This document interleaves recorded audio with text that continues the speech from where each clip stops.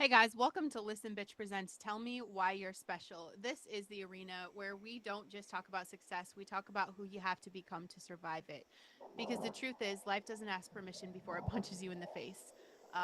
Trauma, loss, fear, failure, health scares, heartbreak, and eventually every person reaches a moment where they have to decide, will this break me or build me? And the problem is, most people are trying to control circumstances without first learning how to lead themselves. And whether it's family, business, relationships, or even a dog, leadership always starts with the person holding the leash. God did not create us to live reactively. He created us to grow and to adapt and to rise. So today we're going to talk about trauma, resilience, leadership, communication, PTSD, and what it really takes to become calm under pressure. Today's guest is Ryan Matthews. He's a former Army combat canine handler, a two-time TEDx speaker, author, and founder of World of Dog Training. After surviving combat PTSD, can I talk today? After surviving combat PTSD, cancer, a serious car accident, and a heart attack before age 30, I'm exhausted just reading all of that. So this is interesting. He's now teaching people how to lead themselves through adversity. I'm excited. Ryan, thank you so much for coming into the hot seat today. Holy shit, you've survived more before age 30 than more people are going to experience in an entire lifetime. So, what was the moment where you realized survival alone wasn't enough anymore? I've been a slow learner. Well, first of all, I'm really honored to be here. I wanted to acknowledge that, so thank you. But I've been a slow learner in life. I'm 45 now, and I think I'm just now figuring it out. I can say like I got it pretty figured out now. Now I continue to evolve, but geez, I haven't really been too happy with the person that I've been most of my lifetime. But I wasn't really living authentically. I was being someone that I wasn't. But yeah, so there was a defining moment where I made a soul contract with a higher power. Yes, but it's been a gradual process for me to become who I am now. And I didn't wake up to the things that people would wake up to, such as getting a stage 3 cancer diagnosis before 30 or a heart attack. I went back to work a month after the heart attack. Like it didn't wake me up. Wow. And what does that mean? Maybe a bit stubborn Yeah. and not learning the lessons. Yeah. And I can tell you, I'm learning them now. I'm learning them Yeah. now. No, I think that's awesome. And I feel like you should knock on wood because the minute that I try to say I have it figured out, like God knocks me back on my knees and he's like, ha ha ha. So I don't think we ever really figure it out. I just think we get better at kind of navigating not knowing what the hell we're doing. You know, we free fall. But yeah, I could absolutely relate to learning everything the hard way. 100%. And I feel like we get so many chances and I think it's awesome that whatever the last trigger was for you to just kind of come back to your awareness. I'm glad that Mm, happened for you. How did like combat PTSD change the way you actually saw yourself? mm.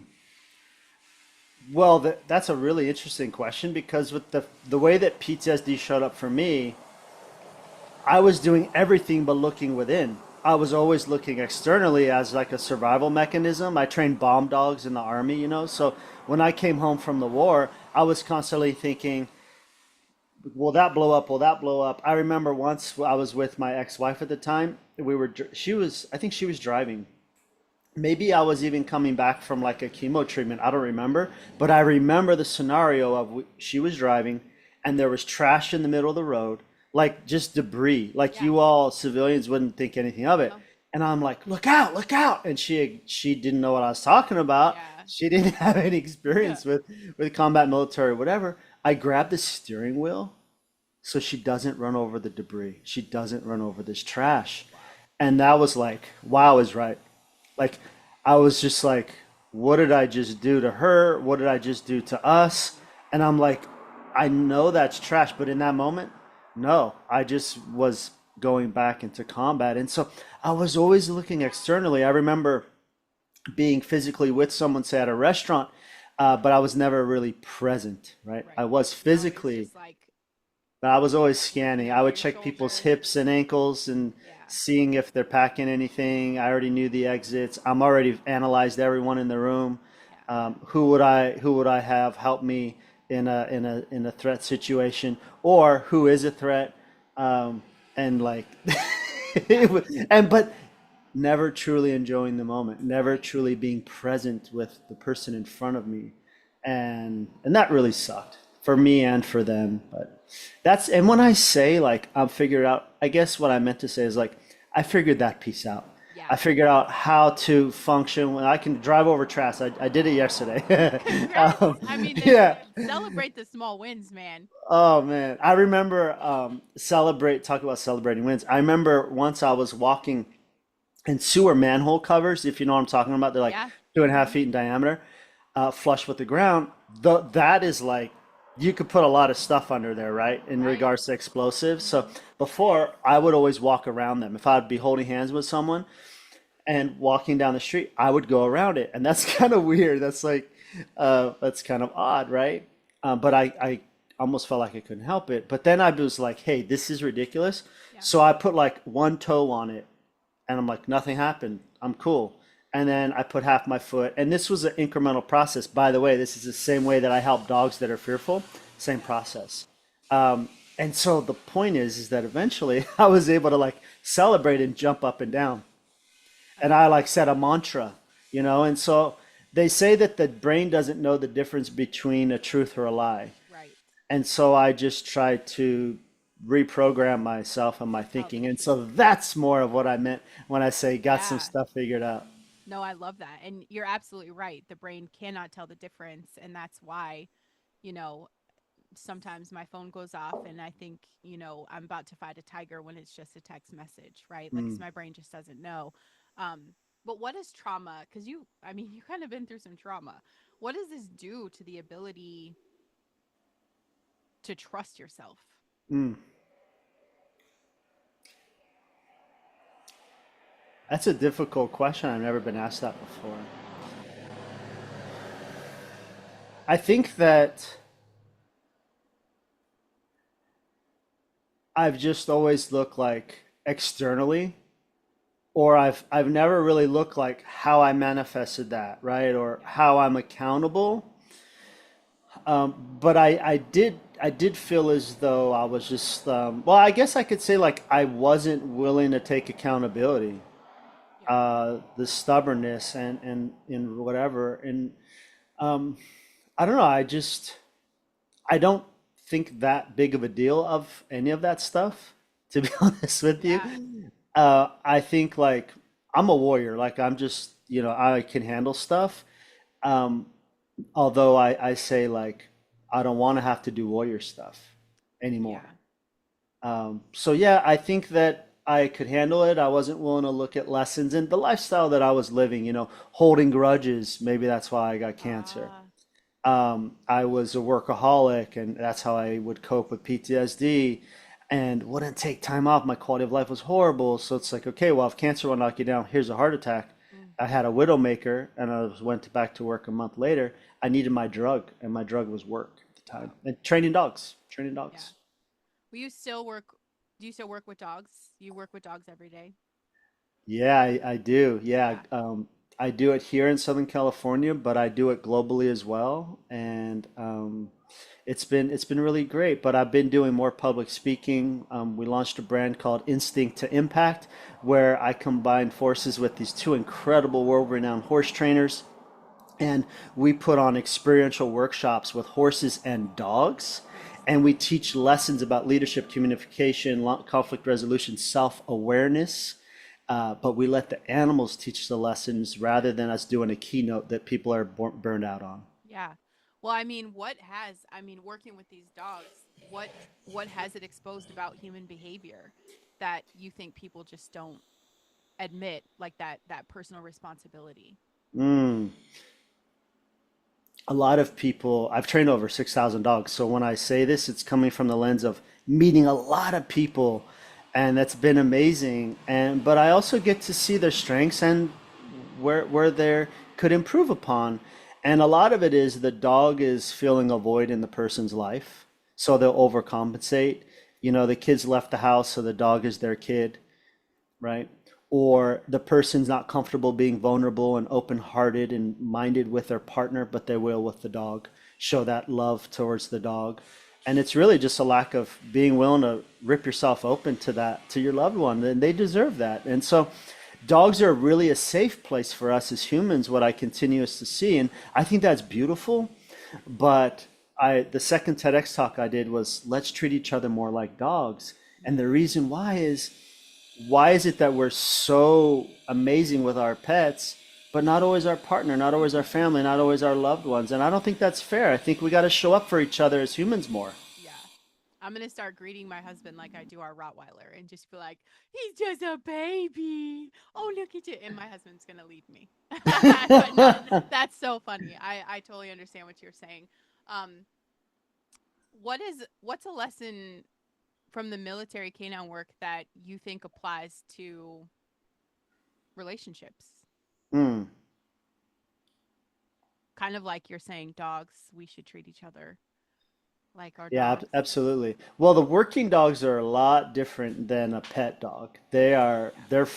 they're very driven, and they are, they're so like pet dogs are kind of generally speaking pretty soft, right? If there's something that's going off, they're scared. They're like, "Oh, I can't handle it." Working dogs, like, "Yeah, I don't care."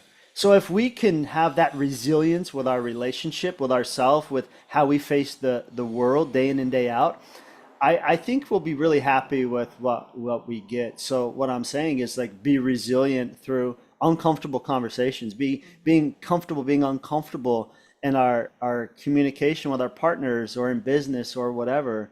And those working dogs are that. They're not afraid of really anything, Yeah. and they're willing to give their life.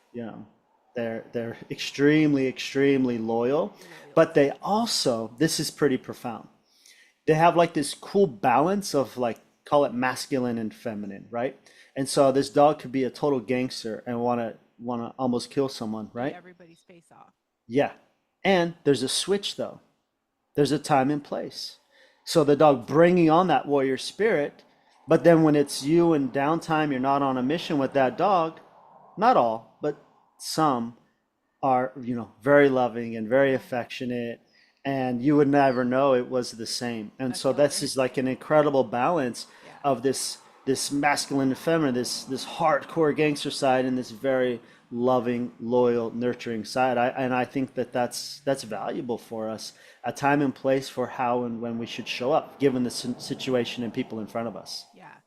I mean, I also think that they're a great influence in that they don't run from the danger. You send them straight into it, just like anyone that's in the service or police or anybody, like they go into that battle. And I feel like civilians kind of need to take a note from that. And I'm not saying like run into the burning house, right? I'm saying like face the shit that you're avoiding in your life, right? Like that's the real battle. Yep. Fixing, being able to look in the mirror and take responsibility, stepping into your potential, becoming the best version of yourself. That's a battle, Hmm. So I just think that's an incredible influence of at least the stuff we're going to do might be scary, right? Because it's scary to change, it's scary to grow, it's uncomfortable, but Mm. it's not a bomb that's going to blow up in our face. So maybe we can just like have some perspective of, Mm. Yep. you know let's run into our own danger. Like we all have it, we need to be facing it and turn it off, right? We do That's the right. work and then we can come home and just like flip the switch. I think that's amazing. um what do you think is a mistake when it comes to people trying to lead other people? I think one is not understanding who's in front of them. And so people do this with their dog as well, right? They will give a reward, and reward is a motivator. They'll give a motivator that doesn't really incentivize that dog. And so sometimes people will lead and incentivize in a way in which the person doesn't value. Like you're wanting to give them money, but they value time off with their loved ones. Right. And so I think understanding who's in front of you, understanding their motivation, their why, and then coming from that angle rather than making assumptions and just treating everyone the same. Because as humans, you have sharks out there, you have people that are whales and people that are dolphins and these different personalities, right? And I think it's important to know who's in front of you and operate that way as a leader. And that wisdom and that insight is part of why one is being chosen to be a leader. So I think, providing that right motivation that that person values is really important and often ignored. And a leadership thing that I've learned from dogs is dogs don't want to follow an emotional leader. A really great leader by way of dog is consistent. Mhm. That feels safe for humans and it feels safe for dogs. And I know that may sound cheesy, but No. you'll get a lot better performance out of Yeah. shit if you're willing to be, they feel safe and they don't have to worry about, because most of us have been through stuff in life, Yeah. right? And so we may not think of how we're showing up could impact their childhood trauma or whatever the heck, but you're going to get a better work performance if we can be consistent and be fair too, and be fair Yeah. and be reliable. You're accountable. And so people then they want to follow you because you've shown like you're stable, you're grounded, you show up the same way, you're not going to blow up.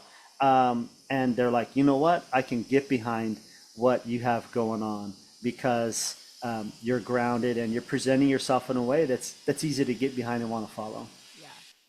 I love that. And yeah, I think you're spot on with that. And I just have to go back to where you were saying that, we should treat people more like we treat our dogs. I wish in leadership that I could just walk around with a pocket full of treats and get people to respond to me the same way my dogs do, right? That would make life so much easier. Just like, here's a treat.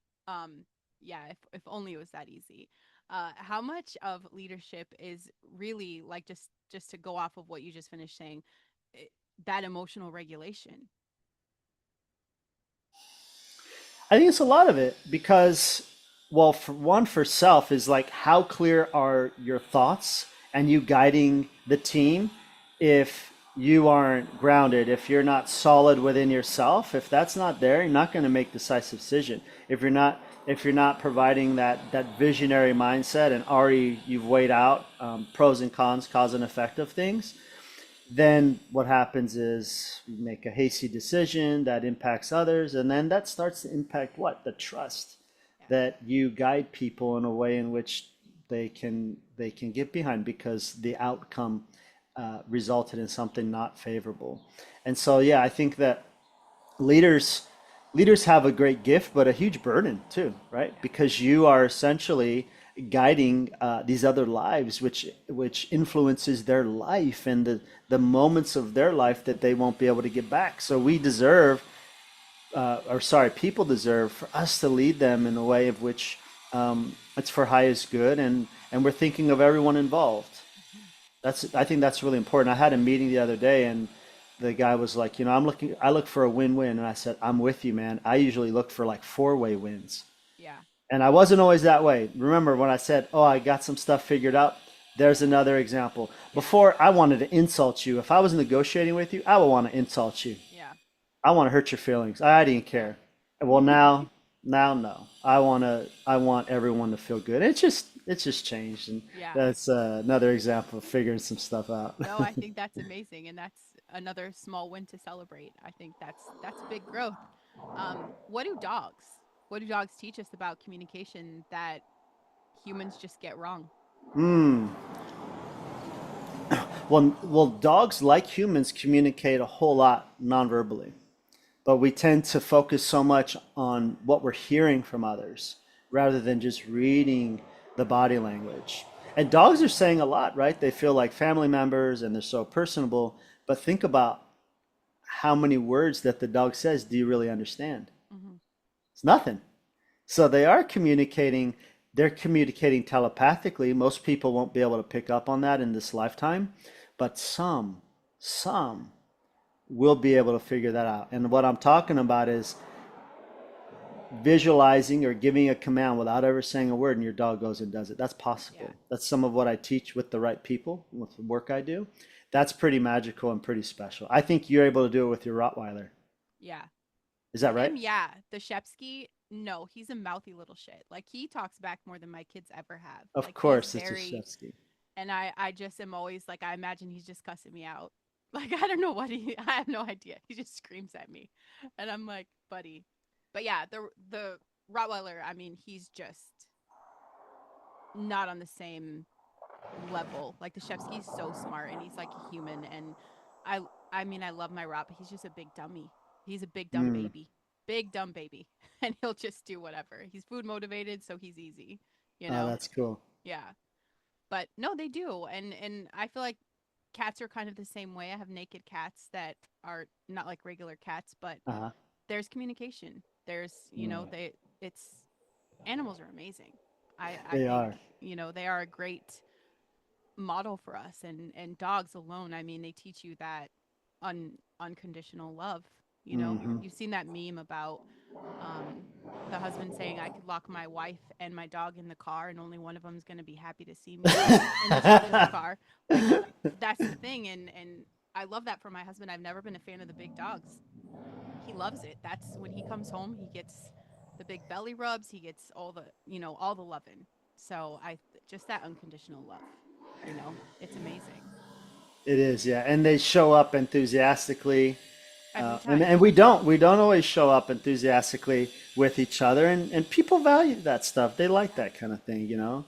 But yeah, I think that that's part that like the angels here on earth, or Oh, I for like sure. to the ending of my I don't remember if it was my first or second it was my first TEDx talk.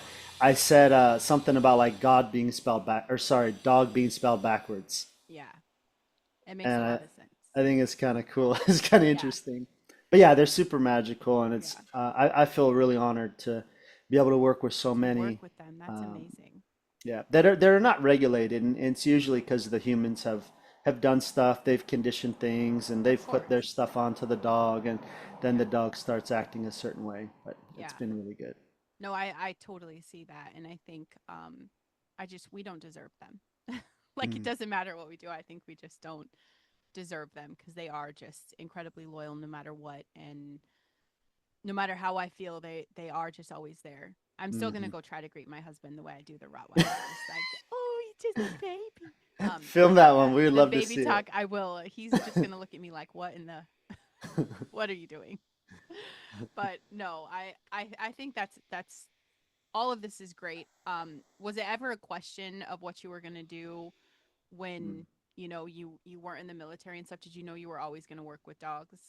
No, no. So when I got out of the military, I was gonna go back overseas as a civilian contractor, and I'll just be transparent. It was because I was gonna make 3 to 4 times more the amount of money that I did doing the same job in the military. Oh wow. And then they changed up the contract at the last minute and didn't they wanted me to do more work and not pay me more, and I was like, no, no, thank you. So I ended up working as a drug dog handler as a civilian contractor on an army base. The interesting part about me working with drug dogs is, and I didn't share it yet, I joined the army because I was dealing drugs as a teenager, and someone tried to rob me, and I tried to stab the guy, and it went wrong, and the guy threatened to kill me when I tried to stab him, and and I joined the army to run away. To get I said away. I want two things. I want to be stationed overseas to run away, and number two, I Yeah. want military police.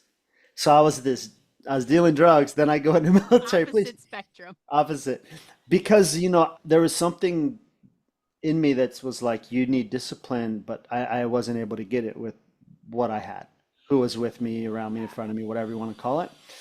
But something told me I needed some kind of support, and the military gave me that. So, anyways, did the dog thing while I was in the army, did the drug dog thing as a civilian contractor for an army base.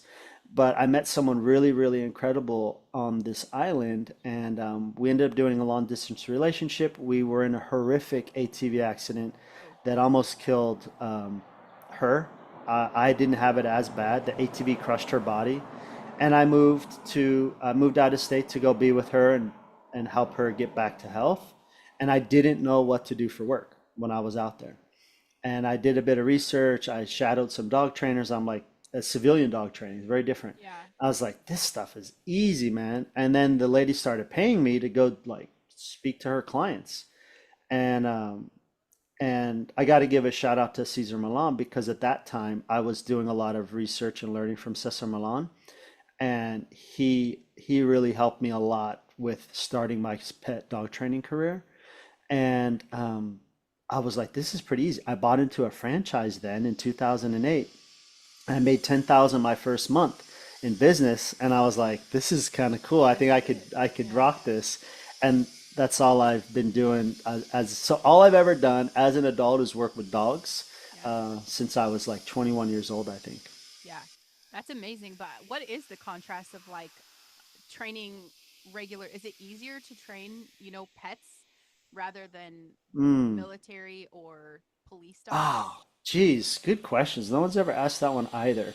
So, let me try to simplify it with my experience. Mhm. Okay, working dogs, we are either training them a new skill set, such as a new odor to sniff for detection. Okay, that's fun. That's a game. There's no corrections allowed. That's a very drivey thing where the dog is constantly hunting, if you will, and they're motivated by their toy. That's how we're getting what we want from them. The other stuff we're doing is we're doing bite training. That's also really fun, but the stakes are high. Like if you mess up, it's going to bite your hand if you're careless about how you're using the equipment or this and that. Yeah. And these dogs are pretty serious. So Yeah. it's great when you're in your 20s. You know, your adrenaline's pumping, Oh like yeah. it's intense, and it was really fun. But so these are employees, these caliber of dogs are employees that are extremely motivated, that are self-starters. Okay? These are employees, in human terms, these dogs, that should be entrepreneurs. Yeah. Now, let's go to pet dogs. These are I think I like to use the analogy of people because it's easy to get. Some pet dogs aren't the employees that should be entrepreneurs. They are not self-starters. Some of them, they'll do what you want them to do, but you got to tell them. Maybe you got to tell them twice, and they're a little lazy about it, and they don't do it with motivation. Right. They're like, well, why should I? And so you have a very willing participant ready to get into anything. And the other, some pet dogs, why should I? I don't want to. And there's also this emotional thing that the dog is feeling, again, the voids and all this stuff. And the military dogs, they're not that. They serve a very important function, and they're extremely motivated. Pet dogs, with me, I don't do like foo-foo dog training, puppy group class stuff. I'm who you hire after other people didn't work out, Okay. or your dog wants to kill people or dogs. That's what I do. And so I'm stopping behavior usually versus working dogs. I am creating behaviors. I'm starting behaviors. I'm saying, go search here, go attack that guy. Pet dogs, opposite. Don't attack that Yeah. person. Be calm. Be calm. Working dog, I want them nuts. I want them wild. I want them Yeah. what we call in drive. I think we have working dogs because they want to kill everybody, but we Oh, love it. wow. That was my husband's whole just he works crazy hours. We're here by Mm, ourselves all the time, and yeah, if you come up to my fence and put your arm over the fence, you're gonna lose it. nice. But then they're like the most loving. So it's like they're doing their job and they flip the switch. It's a very I love it. And we've yet to lose anybody inside the house. Like if you're our friend and you come in, we Nice. they're cool. But yeah, don't the same thing we had dogs come in our yard, they tried to kill him. The dogs broke for our it was horrific. I'm still traumatized. But um I mean they're doing I'm we can't be mad at them because people don't come to the door that aren't meant to come to the door. So it's kind of nice. Right. It's Right. kind of Right. nice. Right. But I totally see that. What would you say to someone that's listening right now that they just kind of feel like life keeps knocking them down? And I Mm, feel like your take on this would be a great perspective because even though maybe in the experience of cancer and heart attack, you didn't learn your lesson in the moment, I mhm. still think it kind of influences your perspective now with time Oh, and yeah. life and things like that. So, what would you say to my listener right now who just feels like life is knocking them down every time they get back up? I would say don't choose the path that I chose. And that's why I love to speak because I want to help people not have to go through that stuff that I did. And so I encourage people find the lessons in what you're going through. What is it about this that you're needing to know? Now, it may not be easy to access that information and that knowledge, but get creative. There's a variety of modalities of healing and things to explore and experiment with that could allow you to this knowledge. And if anyone wants to know more about what I mean by that, they can reach out to me on social media. I've been dabbling into a variety of modalities in my healing journey. And so, anyways, I think that's really important. I wasn't looking as to why. I was just like, this is a thing that happened. How do I overcome it? And then, Yeah. boom, what's next? So mission oriented and driven. And now I reflect more. I look at how did I create something? How did this get manifested? What lesson did I need to learn so it doesn't repeat? Right. Where can people find you, follow you, get resourced with you? If someone needs their dogs trained, how are they looking you up? Yeah, World of Dog Training on Instagram and then worldofdogtraining.com as well. And I do in-person stuff all over the world. Yeah. And I also have online offers, but I also have some free stuff. Even I have a free AI called caninecoachay.com that people could ask me dog training questions 24/7. It's initially free to ask 6 questions for free. Yeah. Nice. That's really cool. Also, are you guys hiring? Because I think I'm tired of people. I think I'd rather work with dogs. Like I'm thinking this is like the greatest. Working with dogs your whole life. Like, wow. That's Yeah, it's amazing. cool. I do train people to become trainers. I Yeah. license out my brand, World of Dog Training. So yeah, I do open up locations where you would own your own business and help your community and keep dogs out of shelters. And Yeah. it's really cool. It's really rewarding. And so yes, that's something that I do. And if anyone wants to know more about that, again, just hit me up on Instagram, World of Dog Training, and or the website, worlddogtraining.com. Yeah. Well, if you guys never hear another podcast episode, you know what I mean. Okay. I'm tired of people. You know, I love you guys. I love the show. It's great. This is the part of the show, Ryan, where I get to tell you what I think makes you special. It's not the military experience, but thank you for your service. It's not the TED Talks. It's not even surviving everything you've survived. It's that you have learned how to turn your suffering into wisdom, and you're helping people realize that resilience isn't toughness, that it is self awareness. You have become that self aware. You've been willing to communicate. You're teaching people that. You're talking about the importance of that emotional regulation, learning to stay calm when life is giving you every reason not to be. And whether you're training a dog, leading a team, raising a family, or rebuilding your life, like bringing people back to the same truth, I think is very important. I think that's incredible that you're doing that. Leadership starts within. I think that's powerful. The work you're doing is incredibly special. And to everyone listening, um, the truth is life is going to test you. That's not the question. The question is, who are you going to become because of it? Because pain can make you bitter or it can make you better. It can make you wiser. Trauma can become your prison or it could be your teacher. God did not create you to be ruled by your circumstances. You're created to grow through them. So please remember that your mess is your message. Even the PTSD, even the setbacks, even the health scares, even the moments where you thought you weren't going to make it, those things can become the foundation of your purpose. If this episode spoke to you, why didn't you guys share this out for me so that we could get Ryan's message out? He's got a lot of resources for y'all, so get resource with him while you're at it. Make sure you leave a review for the show so it gets up in the algorithm.